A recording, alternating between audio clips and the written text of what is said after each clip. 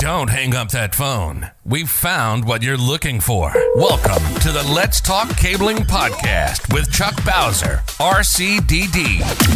Well, seeing how we're pulling Category 6A, the most powerful twisted pair in the world, you got to ask yourself this one question. Did I pull 295 or 300 feet? Well, do you feel lucky? Do you, punk? What exactly does RCDD stand for? Registered Communications Distribution Designer. Just the expert you need to ensure your cable plant performs exactly as designed. The elite professional, knowledgeable, and experienced in leading-edge ICT design principles. Now, send the new guy to the truck for a bucket of dial tone and the cable stretchers, while you listen to an informative program on telecommunications. Thursday night, 6 p.m. Eastern Standard Time. You know that means one thing. Live after hours with Chuck Bowser, your favorite RCDD. Don't even try to pretend like you have another favorite RCDD. You know it's me. You know it's me. So, yeah, Thursday nights, still getting over the old COVID thing. Still not feeling so hot. I'm probably about 90% there, 95% there. Man, I tell you what, it really knocked me down. Oh, Lord have mercy. I had never been so sick in my life. I'm just, like I said, I still got the kind of the sinus thing in the back of my head here, stuff, but I'm functioning. I taught a class today, right? So tonight's show is a little bit different. I'm not doing questions tonight, but absolutely make sure that you put your questions in for next week's show, right? So let me see who all's in the house. Striker is in the house. Hello, hello, hello. Anthony is in the house. Hello, Anthony. And somebody says my video is mirrored. Yeah, I'm in the process of getting rid of Restream and going solely with Riverside. Once I can figure out the Riverside. Kaylin, I sent you you just text me back. Okay. Let's talk after this live stream. Okay. So tonight's show, when I was sitting there, I'm getting ahead of myself. You know, it's the Thursday night, so you've got to do the acronym challenge, right? The acronym challenge. So tonight's acronym is, let me pull it up. IDC. What does that acronym mean? IDC. I'll give you a hint. It has something to do with the subject of tonight's show. Take a sip of my Zevia soda there. IDC, put it in the chat box. What does that acronym mean? Oh, it's Mr. Steve Cowles. Hey, Steve. So there it is. There it is. Daryl, the RCDD, got it. Daryl says insulation, displacement, connector. Although I think it means contact, but that's close enough for me. IDC. And like I said, it has something to do with tonight's show. Tonight's show, we're talking about the Battle of the Patch Panels. Battle of the Patch Panels. Which is better, keystone or traditional, right? Keystone or traditional. Other people can hear me, John. I don't know why you can't hear me. Maybe it's your volume. Maybe I turn your volume up. Daryl, Kaylin, can you hear me over the TikTok feed? Let me know. And I got the idea for the show for tonight because I see a lot of people arguing over this, right? And that's what it said. You know, I not only do I need to do the battle of the patch panels, but I also need to kind of dive in onto what it is. What is a patch panel? And then also tie in wire managers. Oh, before I move on too much further, did you catch last week's show? Well, technically, isn't it this week? So it was just Monday past. I had a subject matter expert on. We talked about MPTLs, modular plug terminated links, MPTLs. So I had it from a connectivity manufacturer. I've had Steve Cowles on. We talked about MPTLs from a testing standpoint. I've talked about MPTLs myself. So I figured, I'll have somebody come on and talk about NPTLs from a connectivity. Do they warranty it? Do they not warranty it? What are the options? Great conversation. Great conversation. Now, next week's show is going to be even better, right? Even better because I have Mike Pinocchi on the show. Now, Mike Pinocchi, for those of you who don't know him, he's a trainer for Fluke and a couple other test platforms. And he did a video. Well, no, he did a presentation that they video recorded. And the title of it was You Can't Have Wireless Without Spelling Wire, or in a 5G banana. And what they did was they actually they cut a cable in half and stuck the bare copper ends into 4 bananas and actually ran Ethernet over the bananas. That's bananas. So I reached out to him because, like I said, Mike's a good friend. I reached out to him and said, Mike, man, I got to get you on the show. We got to talk about that. That's cool. So we recorded that. See my TDMM sitting right there? I forgot to put it away. Yeah. So next week's show, we are I don't know why the microphone's not working. It's working here. That's over the phone. I do not know why it's not working there. So I don't know. TikTok is having problems tonight. There it is. So he came on and we actually did some testing and stuff about running Ethernet over bananas. And you're probably thinking, well, what's the real world application there? The real world application is the difference between TIA testing limits and application limits. What does that mean? It's kind of a fancy thing there, right? So we all know that when you test your cable, we're testing it out, the crosstalks, wire mapping, all the way out to 295 feet, because that's the TIA cable testing limits. But then when you start talking about, 100 megabit Ethernet, 1 gig Ethernet, 2.5, 5 gig, 10 gig, 40 gig, Ethernet's a little bit more resilient than that. Sometimes it will actually work even though you're failing test results. And that's kind of what that whole thing was about. So we got talking about that. And the cool thing is he's got one of these little digital microscope things. We also got in the subject of talking about NPTLs again. So it's a cool episode. Make sure that you watch it. So tonight's show, like I said, is about it's the battle of the patch panels. Well, so if for those who may not know, I work in the structured cabling industries of voice and data cabling. And I hear all the time, well, you don't need patch panels. Yes, you do need patch panels. So I wanted to do a show about that. I really did. So tonight's show, we're going to start off with what are patch panels? What are the advantages of patch panels? What are the disadvantages of patch panels? And then I'm going to get into which is better, a traditional patch panel or a keystone patch panel. I forgot to grab my patch panels. Oh, man, I knew I forgot something. And then we'll finish it out with a short conversation on wire management. So let's go ahead and start talking about what is a patch panel, right? So a patch panel, it's really it's an administration point, right? It's a way that you can interconnect or cross connect that solid conductor permanent link cable to a stranded conductor patch cord. And as you watched last week's show, you understand that patch cord is the disposable portion of it, right? So you see the horizontal cable is terminated on that IDC field. That's why we had that acronym, IDC, installation displacement contact. That could be, for example, like a 66 block, 110 block, anything like that. So a patch panel is going to be some type of a termination field, IDC termination field, that's mounted to a steel panel, and then that accepts patch cords in the front. Right? Now they come in various sizes and mounting platforms and mounting options, but the main purpose here for a patch panel is to provide a high density termination field that's going to be reliable, it's going to be durable, right? And there are times I've seen telecom rooms where people would literally terminate, horizontal cables on biscuit jacks, and then they run patch cords from that over.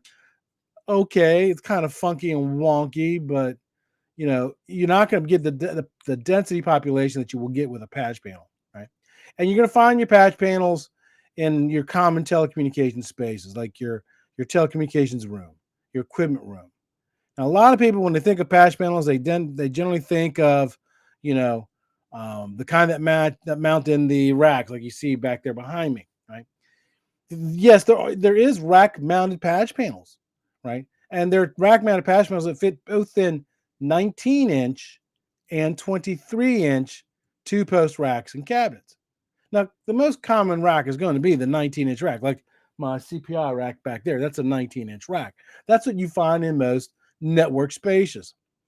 But there is a 23-inch rack that you will come across from time to time, and that 23-inch rack is going to be found in a lot of your telco spaces. Hello, Tony. Good to see you, my friend. So the 23-inch racks, like I said, you'll find in your telco spaces and stuff like that. But you'll find that they make you can mount a 19-inch panel into a 23-inch rack. I know it doesn't sound like you can, but you can, because they make these little adapters that you can screw to the rail on a 23-inch rack that brings it in enough so you can mount a 19-inch patch panel. But the 23-inch patch panels, like I said, they're really for your telco stuff, mounting your telco equipment, stuff like that. They do make wall-mounted patch panels, right? Now, they have all kinds of options when it comes to wall-mounted patch panels. They really do. Now, the wall-mounted patch panels, you can find the direct mounting kind. You can also find patch panels with integrated standoff legs. And then probably, I think the most common one type of wall-mounted patch panel outside of mounting them in a rack is on an 89 style mounting. So for those who may not know what 89 style means, it's a it's the same bracket that you use to mount 66 blocks, right? So you can get one of those with a little patch panel already on it. So you don't always need a big hunking rack like that with panels inside of it. And that, you know what? If you got a small little like veterinary office, whatever, that kind of a rack and patch panel, it's probably going to be a bit of an overkill for them. Ed, the old tech guy's in the house. Ed, how you doing, my friend? Good to see you. So that's probably a little bit of an overkill. So a lot of times for you, like your small businesses, your multiple dwelling units, that little type of patch panel mounted on the 89D bracket is going to be perfect for that. Right. So let's talk about, so that's the panel, but on the back side of the panel, you're going to have different types of termination fields, or IDCs.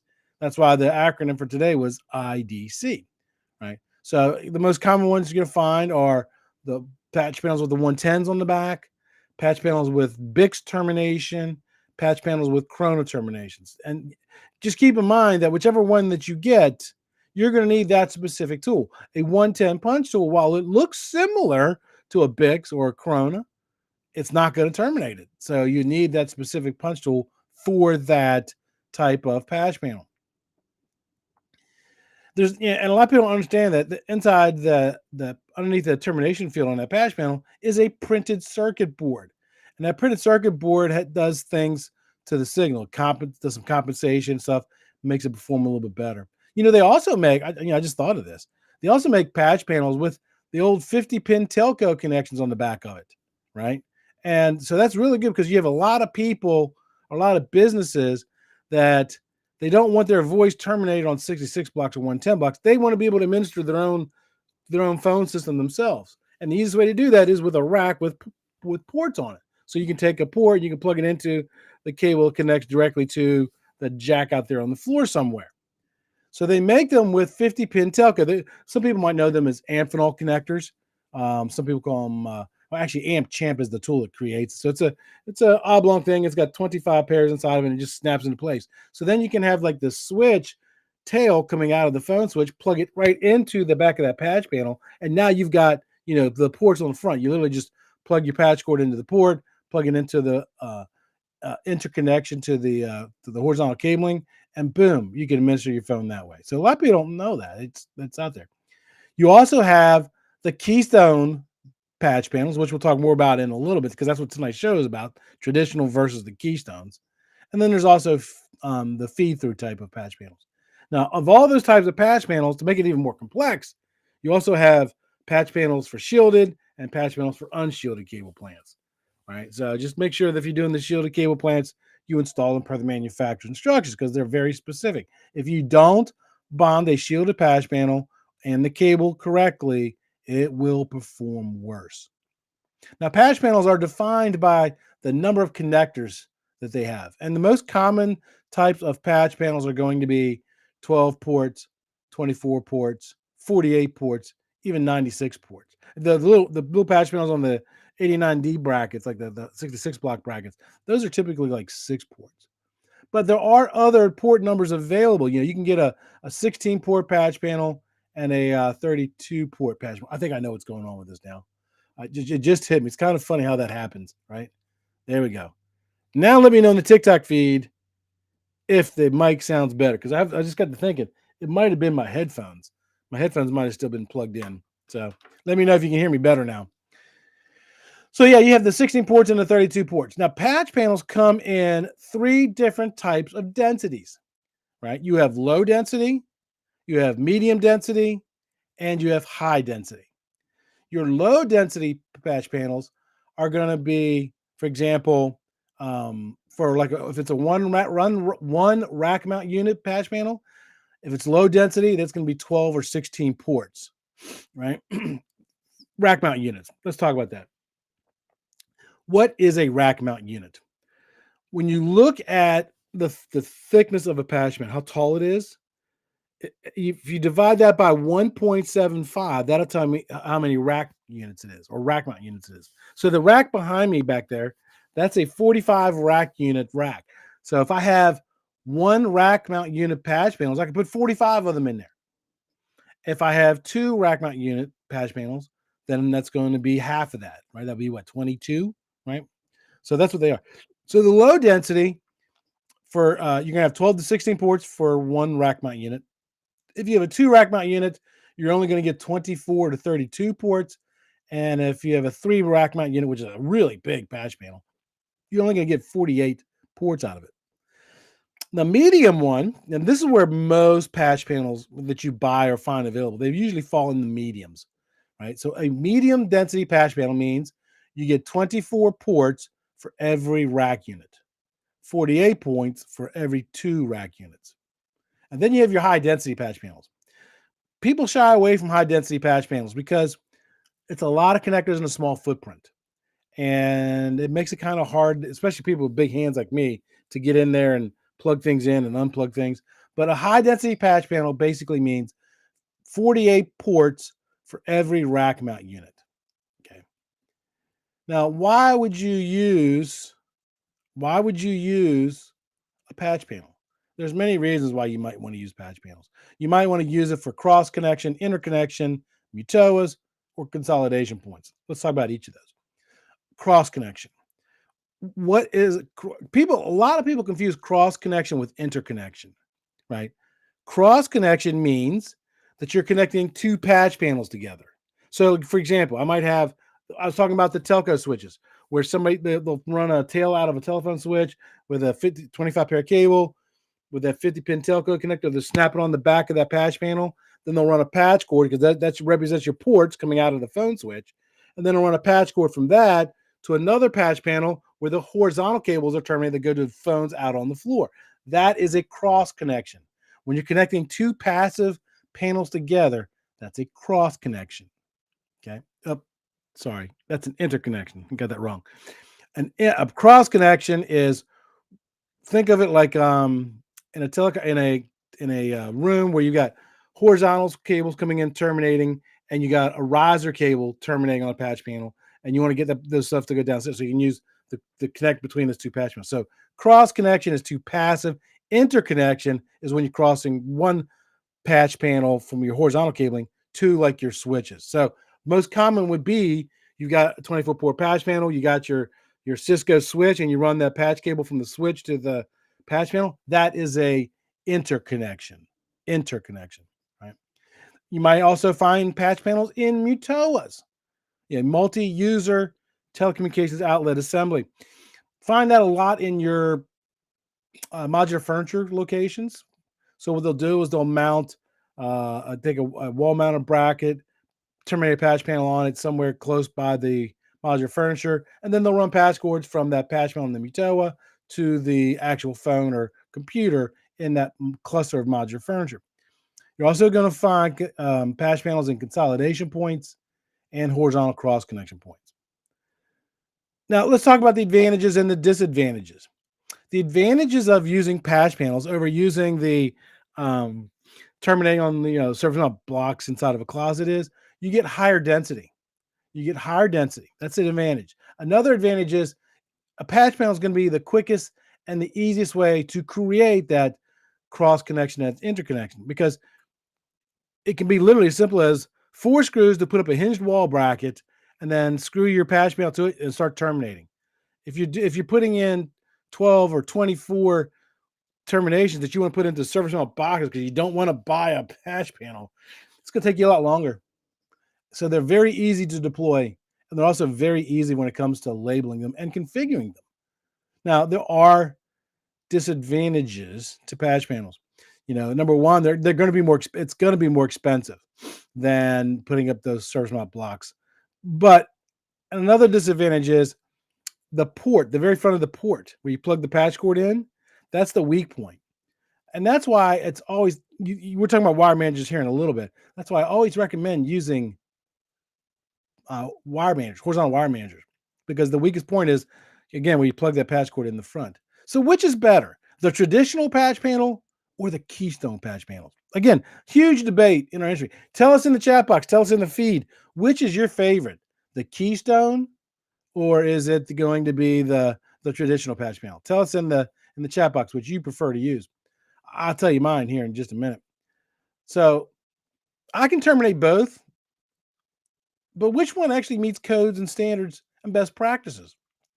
The answer to that is neither.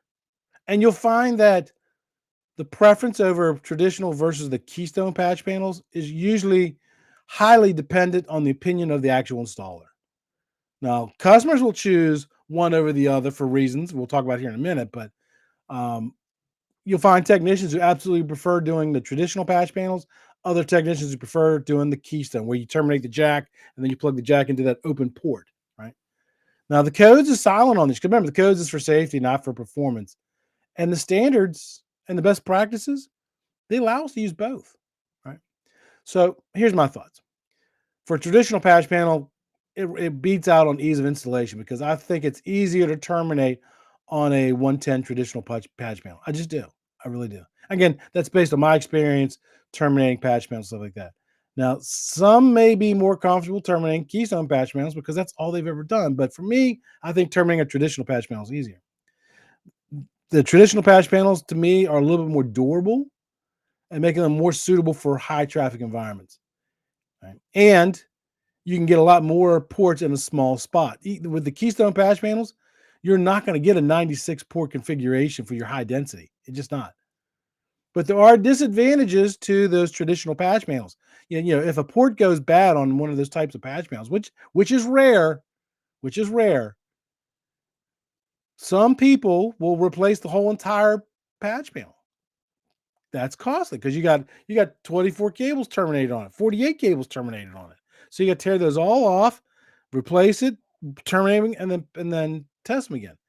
But some of the traditional patch panels, you don't have to replace the entire patch panel. You can literally, if you actually look at the backside of a patch panel, the termination field is usually 6 ports. You can unscrew those 6 ports, get a new one from the manufacturer, unscrew those 6 ports. Now you only have to unterminate, re-terminate 6 instead of doing the whole entire panel.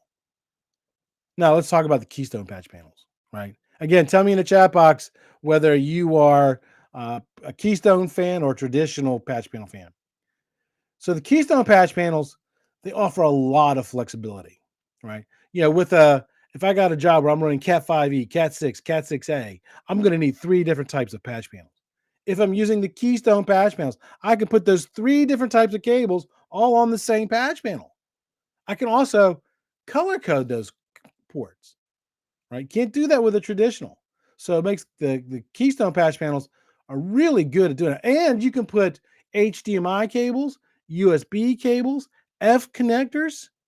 There's all different kinds of stuff that you can put on there on the keystone panels, right? And you can also use them for administration. There's a lot of installers out there now that they'll buy the keystone panels, because here's the beautiful thing. If you have a customer, they're only putting in 8 or 10 computers. If you buy a 24 port patch panel, you're buying all 24 ports, right? If you buy a keystone patch panel, you're paying for the base cost of the patch panel plus only the jacks that you need. So it can be a little bit cheaper option. And what a lot of technicians will do is to keep with the keystone patch panels. When you look at some of your switches, sometimes they'll cluster all of the APHC connectors on the switch all like in a, together.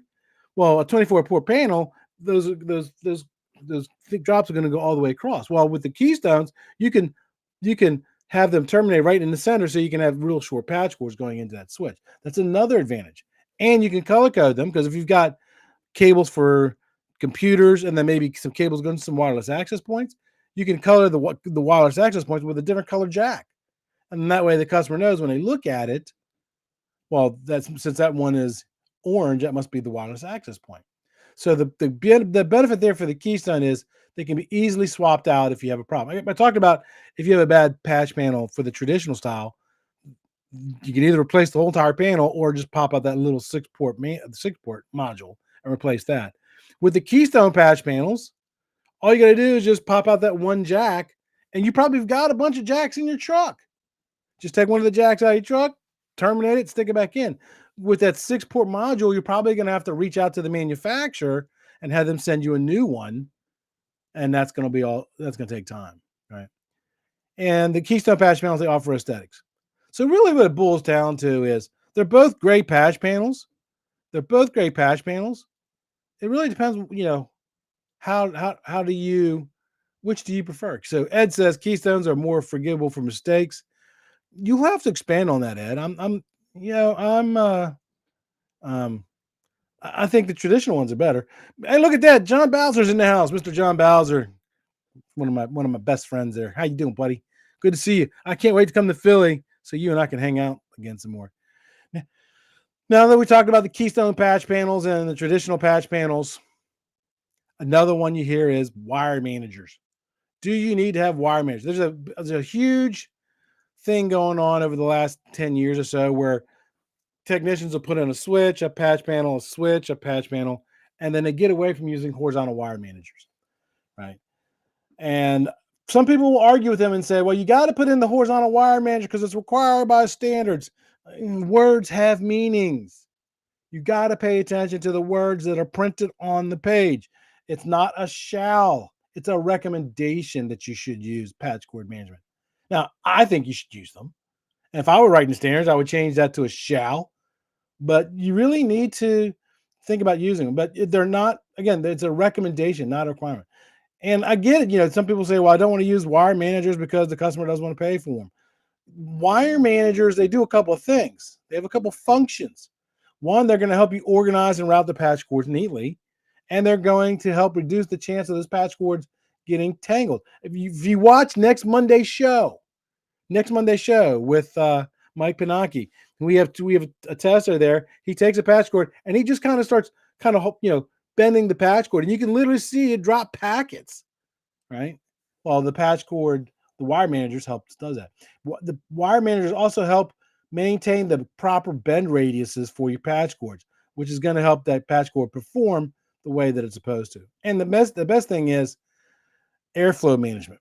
When you have patch panel switch, patch panel switch, patch panel switch, if you're the service tech and you got to replace one of those cables in the middle, well, you have to go behind the switch, and the switches are 20 inches deep, 22 inches deep, sometimes 24 inches deep. You got to reach between two switches, and if it's a 1 RU panel, that's a hair less than 2 inches. You got to reach between them. But Chuck, they never go bad. Yes, they do. Yes, they do. So, putting the wire manager in there helps spread those switches apart. So it helps with air management, and it helps with that. Somebody says, if you use 6-inch patch cords, why would you need wire management? Watch next week's video and you'll see why, because we're going to talk about that, right? Because if anybody bumps those patch cords and they're coming out, there's a chance that they can affect the performance. Now, again, it's a minimal chance, but I'm just talking about what the standards say. So, but I get it. And I do think those types of management, those type of installs are pretty. They're absolutely pretty. So the ANSI standards, while they don't explicitly mandate the use of wire managers, it is a highly recommended best practice found in the standards and also the best practices. So, but with standards, the thing you got to remember is they are voluntary. Voluntary. You don't necessarily have to follow the standards, right? Tom's in the house. Tom, hey, how you doing, my friend? He says, hello, I was a patch panel fan now. And I do like doing the patch panels because of the flexibility. And I get that. The Keystone patch panels, and you have so many more options with them that it makes it way easier. Way, way, way easier. I do have some Keystone patch panels here. Thank you, Mr. Steve. I got some in my rack over there. I got some down on a desk underneath me. And there's my watch. So it must be 6:30. So we're going to cut this short because Mama's got pork chops out there waiting for me. So it's time for pork chop dinners. So until next time, everybody, remember this.